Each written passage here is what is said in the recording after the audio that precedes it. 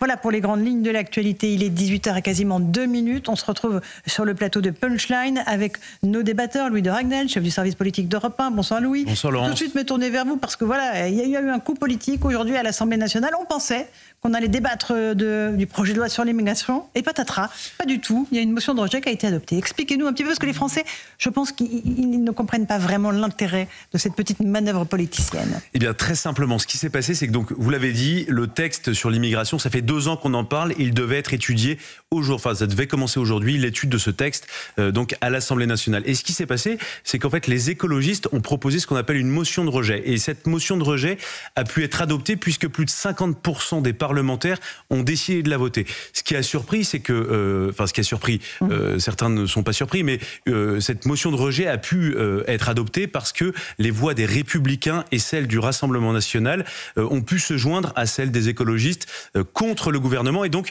qu'est-ce que ça veut dire très concrètement? Eh bien, il n'y aura pas de débat. Il n'y aura pas de débat. Le texte ne sera pas étudié et il part directement dans une. Et si vous voulez, ce sera étudié par un groupe de 7 députés, 7 sénateurs, ce qu'on appelle la commission mixte paritaire. C'est un camouflet pour Gérald Darmanin. C'est aussi un camouflet pour l'exécutif, puisque ça montre que l'exécutif est plus fragilisé que jamais.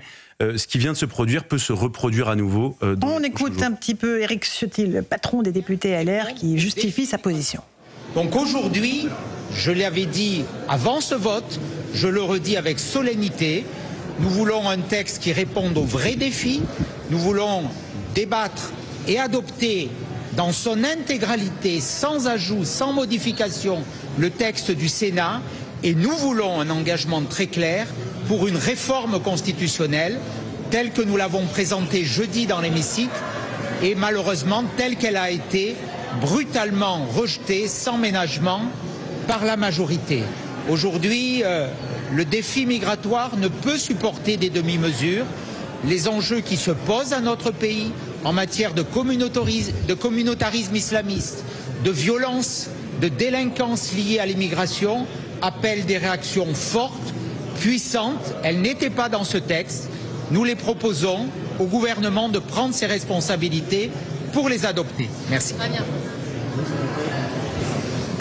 Voilà pour Éric Ciotti, le patron des Républicains, les LR, pour être très précis, qui vient de prendre la parole. Je vous rappelle qu'il a voté. Les LR ont voté comme le RN et comme les écologistes, donc cette motion de rejet qui fait que voilà, on ne va pas débattre de ce texte sur l'immigration. Je crois qu'on a Élodie Huchard, notre envoyée spéciale à l'Assemblée, avec Florian Paume. Bonsoir Élodie. Expliquez-nous un tout petit peu ce vote, même si on a déjà un petit peu entamé l'explication. Oui, Laurence, plus on voyait les débats avancer, plus on voyait que l'issue serait compliquée pour Gérald Darmanin. Et d'ailleurs, la dernière prise de parole du ministre de l'Intérieur dans l'hémicycle a été particulièrement compliquée, chahutée, un peu un dernier baroud d'honneur pour Gérald Darmanin. Du côté du Rassemblement national, tous ont voté en faveur de cette motion de rejet. Chez les Républicains, c'est un peu compliqué. On a 40 députés qui ont voté pour rejeter le texte et une dizaine qui se sont abstenus. On a vu des députés debout, applaudir, des cris de joie, des députés donc très heureux finalement de ne pas débattre. Et puis ensuite, on a entendu la partie gauche de l'hémicycle scander des Darmanin démission pendant que Gérald Darmanin discutait tranquillement avec la majorité. Il y a en réalité maintenant 3 options pour le ministre de l'Intérieur. La première, c'est d'abandonner tout simplement son texte, de se dire qu'il n'y a pas de majorité à l'Assemblée nationale et donc le texte se termine ce soir. Deuxième option, Louis le disait à l'instant, c'est une commission mixte paritaire, un collège de députés et de sénateurs qui vont repartir d'une page blanche. Et puis la troisième option, sans doute la plus probable à cette heure, c'est que le texte reparte de nouveau au Sénat. Et puis surtout, hier, Beauvau nous disait que si cette motion de rejet était adoptée, ça acterait le fait que l'Assemblée ne peut plus travailler ensemble, qu'il n'y a plus de compromis possible. Comprenez entre les lignes qu'il faut maintenant aller à la dissolution. Et je peux vous dire, Laurence, que depuis le peu de temps que la motion a été adoptée, le mot dissolution, on l'a déjà beaucoup entendu ici à l'Assemblée nationale. Merci beaucoup, Élodie Huchard, pour vos explications. Avec Florian Paume. Éric Revel, j'entends toutes les explications. Voilà, ça a été rejeté, ça peut repartir en commission mixte paritaire, on peut abandonner le texte, peut avoir une dissolution.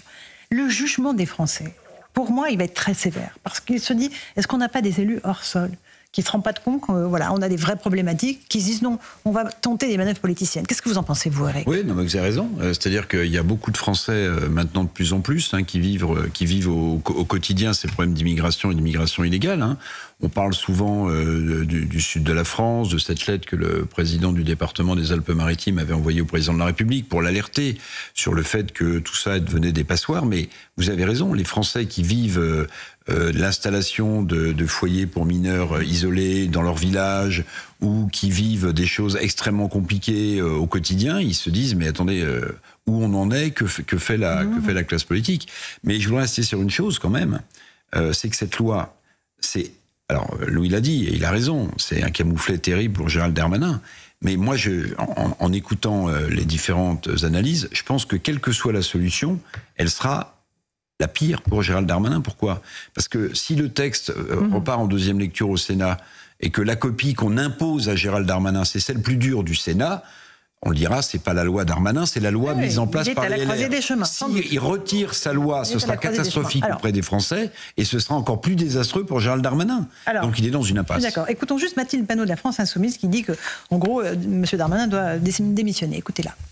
Le groupe parlementaire de la France Insoumise est extrêmement heureux que cette motion de rejet ait été votée par l'Assemblée nationale et donc ait rejeté le texte dès le début de l'examen à l'Assemblée nationale parce que d'abord nous allons épargner au pays 2 semaines de discours xénophobes et racistes et je crois que ça va aider à mieux respirer dans ce pays. Ça fait maintenant 1 an que M. Darmanin porte cette loi, donc il n'a qu'à partir avec sa loi sous le bras et nous demandons maintenant à ce gouvernement de retirer cette loi. Je crois que tout le monde doit comprendre que la Macronie rentre maintenant dans une crise de pouvoir qui est extrêmement profonde. Voilà Mathilde Panot, donc on rappelle que la France Insoumise aura voté comme LR, comme le Rassemblement National et comme les écologistes. Qu'est-ce que vous en pensez les Français ? François Pupponi, ancien député. Ils vont en penser d'abord que le président de la République n'a plus de majorité et le gouvernement n'ont plus de majorité. Mais ça, il le savait, hein. Déjà, mais là, depuis le mois de juin 2022. C'est une sorte de motion de censure. Les oppositions ne s'étaient jamais rassemblées. Et là, c'est une espèce de motion de censure qui ne dit pas son nom. Deuxièmement, que le ministre de l'Intérieur est en grande difficulté et qu'effectivement, ça donne le sentiment que les politiques font de la politique, mais que c'est parfois complètement hors sol et à l'encontre des intérêts des Français. Donc ça va augmenter la fracture entre les politiques et le peuple. C'est déjà fait, François. C'est déjà fait. Vu le taux d'abstention aux dernières élections. Là, c'est terrible parce que mais oui, c'est hors sol. Les parlementaires, les députés disent nous on veut même pas en parler. Alors les Républicains, vous vous rendez compte ? Parce que nous on a déjà dit ce qu'on voulait, le Rassemblement national en disant mais je vais vous dire demain ce que je veux, la gauche en disant mais nous aussi, voilà. Et en fait ils ne veulent pas aborder le sujet, donc ce qui est dramatique pour notre démocratie. Après sur le fond, effectivement, là le président de la République a des décisions à prendre. Bien sûr. Où effectivement il décide de dissoudre l'Assemblée nationale pour redonner le pouvoir au peuple en disant exprimez-vous. Où il essaye de trouver un mauvais accord dans le cadre d'une commission mixte paritaire pour quand même avoir une loi, mais qui sera de toute façon une loi qui sera dévalorisée par rapport au débat démocratique, et qui sera une loi très dure, parce que ce sera en fait le texte du Sénat qui sera principalement retenu. Voilà, donc on est dans une crise politique majeure. Moi, je faut qu'on regarde depuis quand une motion de rejet avait été votée. Je suis pas sûr qu'il y en ait eu beaucoup, en tout cas sous la Ve République, c'est assez rare. Bon. Et donc ça ressemble beaucoup à la 4ème République. C'est la 4ème République. Mais oui, on va venir tous les partis qui sont contents d'avoir fait tomber le gouvernement, en fait. Exactement. Rachel Kahn, oui, François, pardon. Non, voilà. Donc, là, le président de la République doit s'exprimer à un moment ou à un autre, parce qu'on ne peut pas continuer comme ça. Le pays, enfin la démocratie. Dissolution, vous demandez la dissolution de l'Assemblée nationale ? Il faudrait quand à un moment vous êtes battu, que vous devez voter tous vos budgets avec un 49.3. Il y a eu 20 49.3. C'est que les institutions ne fonctionnent plus normalement. Ça ne peut plus tenir, Rachel Kahn, vous êtes d'accord avec ça ? Oui, je suis d'accord avec ça. Et puis on parle beaucoup en ce moment de l'état de droit et de l'état du droit. Si c'est de cette manière-là où les lois sont construites, franchement, j'ai beaucoup de peine pour notre peuple, parce que c'est pas du tout ce pourquoi on a voté, nous. Hein. On a voté pour qu'il y ait effectivement ce débat, et notamment parce que on a les européennes qui vont venir et qu'on a besoin en fait d'avoir un texte et une position et une vision sur l'immigration au niveau européen, alors même que les États ne sont pas raccords les uns avec les autres, etc. Et puis, alors, par contre, pour rebondir sur les propos de Mathilde Panot, qui sont absolument Enfin, en fait, c'est de pire en pire. Pardon, j'ai même pas les mots. J'aime beaucoup votre petite mimique. Je la livre à nos auditeurs, les yeux au ciel. Non, mais c'est-à-dire que le sujet, c'est l'immigration, cet amalgame. Elle qui ne veut pas faire d'amalgame à chaque fois, elle fait l'amalgame avec le racisme et la xénophobie. Et puis par ailleurs, ils ont voté effectivement avec le Rassemblement national, avec LR et voilà. les écologistes. Jean-Christophe Couvion, tout petit mot avant la pause. Que je me faisais, c'est qu'en fait, j'ai écouté tous les discours. Enfin, non, j'ai pas écouté parce que j'ai autre chose à faire. Et tous les discours de LFI disant que jamais ils voteraient comme le RN. C'était vraiment anti-RN. Et en fait, ils sont capables de voter la même chose. Ça à mourir de rire. Et c'est là on voit bien que c'est pagnolesque. Donc c'est Mathilde pagnolesque parce que vraiment c'est. Mais non, mais punchline, Jean-Christophe. Imaginez quand même d'aller dire tout et son contraire et dans les faits voter avec le RN. Allez, c'est bon. C'est à mourir de rire ou à pleurer aussi. Oui, je sais pas parce qu'on attend autre chose de la politique en fait. Je pense que les citoyens attendent autre chose de la politique, ça urge. Allez, quand on voit le monde autour de nous, ça va bouger. Ça va bouger parce que la situation actuelle ne peut pas demeurer en l'état. On le voit bien. Emmanuel Macron va avoir des échéances européennes à préparer. On voit dans toutes les enquêtes d'opinion, dans les sondages, des très mauvais résultats à venir globalement pour le parti Renaissance d'Emmanuel Macron. On voit un Rassemblement national qui est extrêmement fort et Emmanuel Macron peut pas rester comme ça avec un échec, avec cette motion de rejet qui vient d'être votée à l'Assemblée nationale sur le texte de l'immigration et faire comme si de rien n'était, aller aux européennes où on va parler beaucoup d'immigration. Donc je vois pas comment avec une ligne de centre-gauche, voire un peu plus à gauche, portée par Elisabeth Borne, Emmanuel Macron peut continuer comme ça. Il a un enjeu capital s'il veut se relancer. Il est obligé de faire un grand changement. Chamboulement. Un sursaut même. Petite pause, on continue ce débat dans un instant. Je vois qu'Éric Revel piaffe pour prendre la parole. Dans un instant, dans Punchline sur CNews et sur Europe 1. Punchline, Laurence Ferrari sur Europe 1.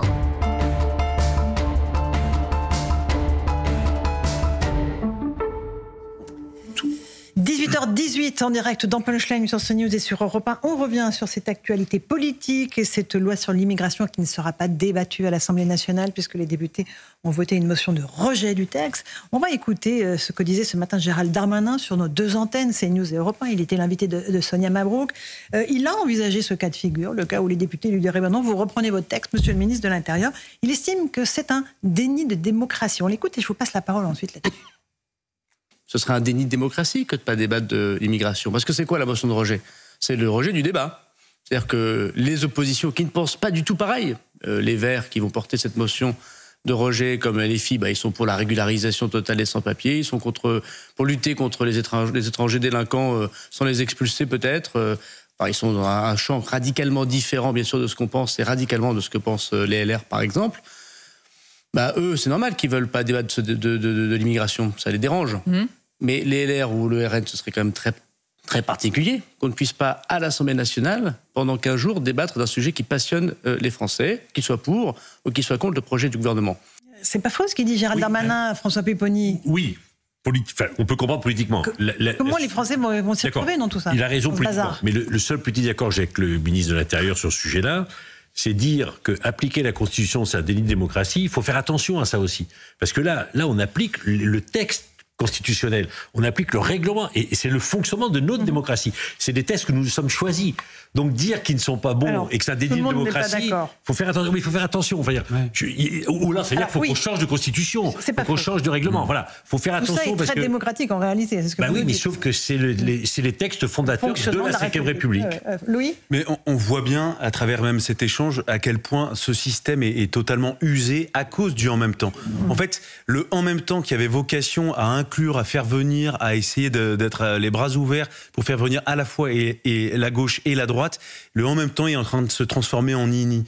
Et c'est ça qui est, je pense, très préoccupant pour Emmanuel Macron, parce que Gérald Darmanin, on l'aime ou on l'aime pas, mais nous on l'a suivi, on a regardé comment il a travaillé au corps objectivement depuis maintenant près de 2 ans, député, sénateur, faire des déplacements, recevoir par dizaines des députés la nuit, le jour. Honnêtement, il n'a pas ménagé sa peine, et je pense que depuis même le début du premier quinquennat d'Emmanuel Macron, jamais un ministre n'a passé autant de temps à essayer de convaincre. Et s'il n'a pas réussi à convaincre, puisque c'est peut-être sur les retraites quand même. Peut-être, mais même pas, parce qu'à la fin... Ils ont travaillé, non, plus avec les partenaires sociaux.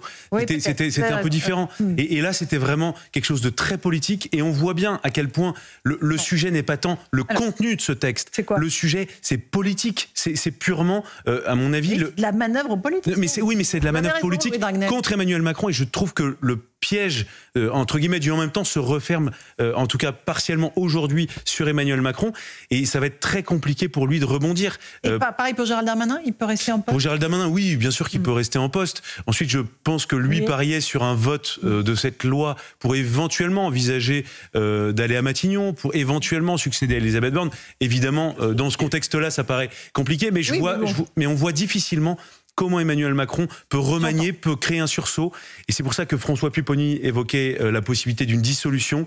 En tout cas, c'est un outil donc de des l'Assemblée élections nationale. législatives à venir. Et quitte à prendre le risque d'avoir une autre majorité, d'avoir quelqu'un d'autre à Matignon. Est-ce que Emmanuel Macron, par exemple, ça dépend de qui est le plus représentatif à l'Assemblée nationale. Non mais comment en fait on est sous une 4e République qui ne dit pas son nom. Ça va être des jeux d'alliance. C'est le régime des partis. Exactement, c'est le régime des partis. Ça pourrait tout à fait être le Rassemblement national qui avait déjà fait savoir juste après l'élection législative de la dernière élection en 2022, que si le RN allait au gouvernement, ce serait Jordan Bardella qui était préparé pour Matignon. Le détail, c'est qu'il faut être juste député quand même, non ? Pas forcément pour être Premier ministre. Souvenez-vous, regardez, Dominique de Villepin était Premier ministre. Il y a eu d'autres Premiers ministres.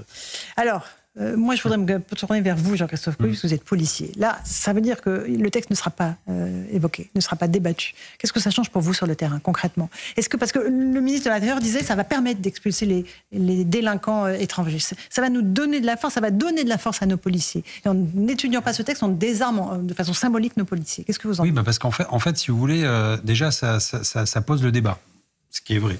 Ça devait poser le débat. Et après, ça devait aussi influencer et donner une coloration, politique par rapport à « il faut maintenant agir ». Là, aujourd'hui, c'est le statu quo. Donc, en fait, on reste, on va encore perdre 15 jours, 3 semaines, 1 mois, blablabla. Voilà, ça va parler, c'est des petites popotes politiciennes pour faire monter les... Je suis d'accord avec vous. Voilà, et c'est terrible. Et en fait, nous, sur le terrain, on attend juste une décision. On attend justement que nos politiques portent leur courage à deux mains et mettent sur la table en disant, voilà, aujourd'hui, on a un problème. Ce problème, comment on fait pour l'analyser ? On l'analyse, on prend une décision et on s'y tient. Et encore une fois, on applique la loi. Et nous, on attend que ça, policiers. Parce que nous, on voit effectivement ce qui rentre, on voit ce qui reste aussi, et on voit que, en fait, ça fait pas cohésion dans la nation. Il y a des problématiques, il y a des gens. On voit bien qu'en ce moment, il faut choisir son camp, c'est les uns contre les autres, et la société part en autre boudin, c'est pas possible. Et donc, nous, on le voit tout ça, on le crie, on le hurle, et en fait, on voit bien qu'il y a d'autres intérêts qui sont plus intéressants que ce que les gens vivent au quotidien. Mais voilà. et encore une fois, je parlais au début de l'émission du pouvoir d'achat qui reste en tête de toutes les préoccupations des Français. Ouais, et après, sur le déni de démocratie, pour rebondir sur ce que vous dites, M. Pupponi, sur la réforme des retraites, c'est un déni de démocratie aussi ou pas ? Non. En fait, la loi, mais nous, on l'a pris en pleine face, parce qu'il n'y a pas eu pareil, on n'en a pas parlé, tout ça, mais le 49.3, voilà, on est capable de l'envoyer, et après, quand on dit c'est un déni de démocratie, on dit non, c'est pas vrai, on a respecté la République. Ce qui est vrai, là, pour ici, la même chose. Après, les règles du jeu sont claires, sauf que les Français ne les connaissent pas, mais en même temps, on nous enlève toujours les débats. Et on n'a jamais de débat, et ça, c'est fou. Et ça, c'est vraiment un argument qui porte. Il peut y avoir la catastrophe. François Pupponi. On saisit une commission mixte paritaire. 7 sénateurs, 7 députés se mettent d'accord. Mais il faut qu'ensuite le texte revienne à l'Assemblée pour être voté définitivement.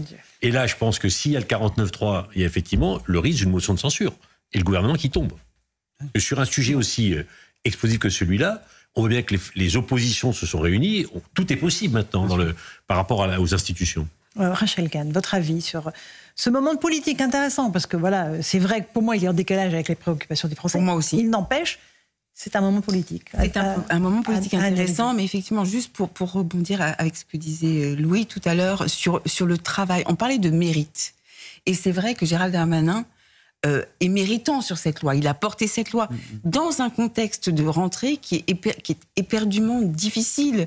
Cette rentrée violente avec des attentats, etc.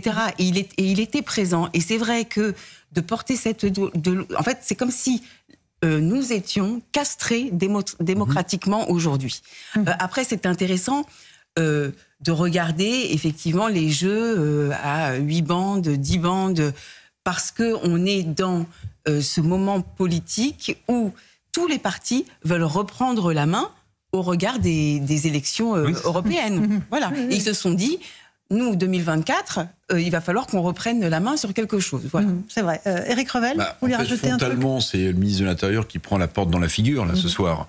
Mais en réalité, c'est Emmanuel Macron qui la prend indirectement. Et sans doute le couple exécutif. Moi, je suis persuadé, pour aller dans le sens de François Pupponi, qu'en fait, cette motion de rejet qui vient d'être adoptée, c'est l'antichambre de la motion de censure. Ça me paraît mais très clair, parce que je ne vois pas comment, même sur un texte encore plus dur, la gauche, les Verts pourraient voter. Pourquoi le RN voterait nous immigration plus dure si ça lui retire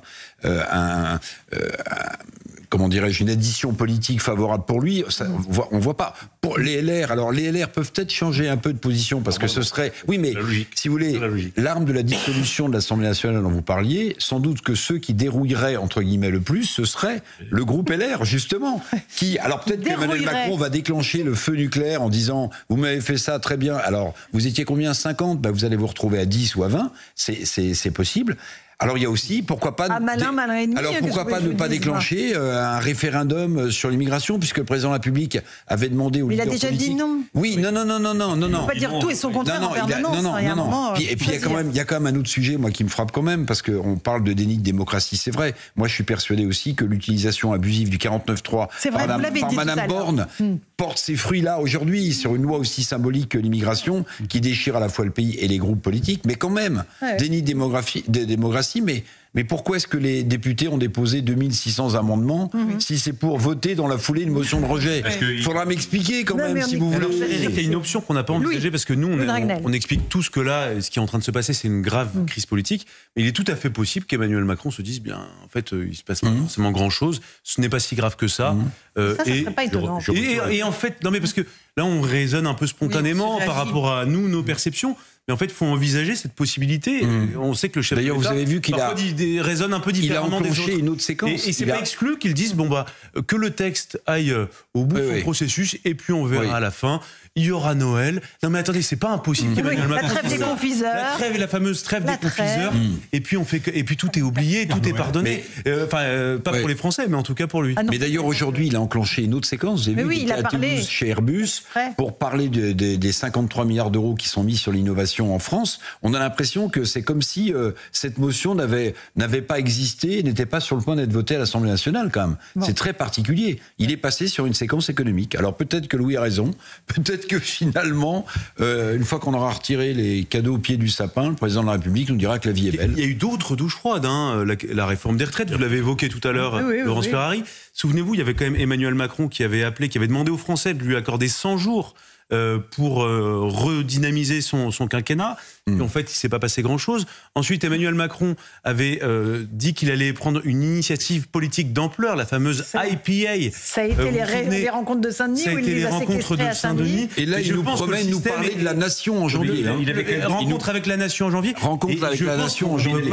C'est le grand débat, le retour du grand débat. Mais politiquement, on ne peut pas tenir comme ça. Non. Et pour lui, vraiment le plus grand danger, c'est la perspective des élections européennes, qui peuvent être des élections pour lesquelles Emmanuel Macron ne se relèvera pas. C'est les dernières élections avant la prochaine présidentielle. Le président de la République a quand même confié à la Première ministre le fait de constituer une majorité. 2028. Il a quand même dit à Elisabeth Borne, je vous laisse 6 mois pour trouver une majorité. Et là, elle n'a pas de majorité. Voilà. Donc, à un moment, je pense que celle qui doit aussi en tirer les conséquences, c'est Elisabeth Borne. D'ailleurs, il faut que je regarde si elle était présente au banc. Non, il y avait que Gérald Darmanin et Sabrina Agresti-Roubache. Voilà, c'est ça. Très significatif. Il n'y avait personne pour le soutenir. Courage Fillon. Voilà, exactement. C'est vrai. C'est pas très louable. Les élections européennes, vous avez raison, Louis, c'est là, 2024. Après, c'est 2027. La présidentielle et municipale, c'est après. Il faut bien avoir en tête, alors pour beaucoup de gens c'est un peu loin, mais en fait les élections européennes seront les dernières élections avant la prochaine élection présidentielle.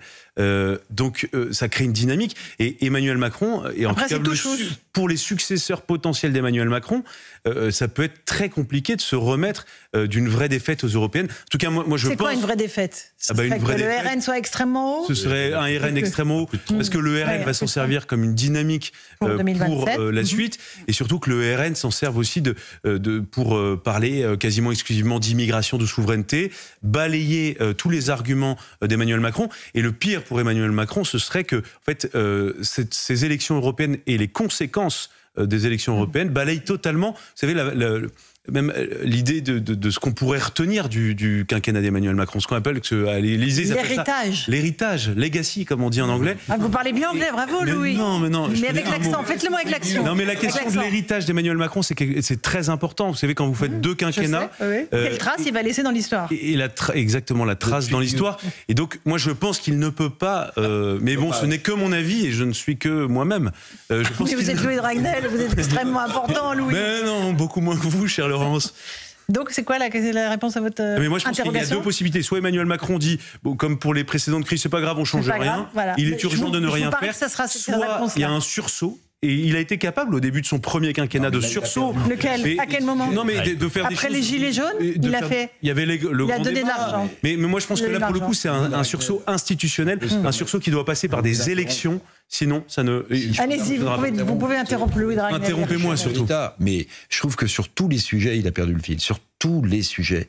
Vous voulez qu'on parle du dossier diplomatique, du Proche-Orient, on va pas en reparler. Vous voulez qu'on parle de l'Afrique, vous voulez qu'on parle d'économie, où c'est très difficile pour lui. On dit qu'il est en train de perdre une partie de la confiance des chefs d'entreprise qui disent mais il avait vendu des choses qu'il n'a pas mises en place.